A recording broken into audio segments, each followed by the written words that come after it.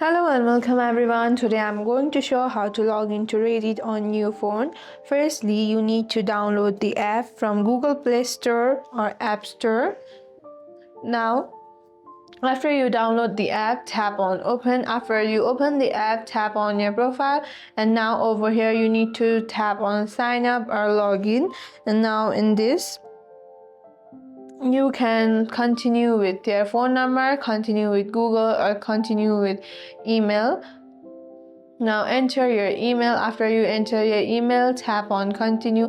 Now you need to choose over here continue with Google or email me a login instant. And after this, you need to tap on open email app. After you tap on open email app, you need to type your exact username, and if your account is linked, you can simply tap the Google or Apple ID buttons at the top of the login screen. If you still have any questions, comment down below.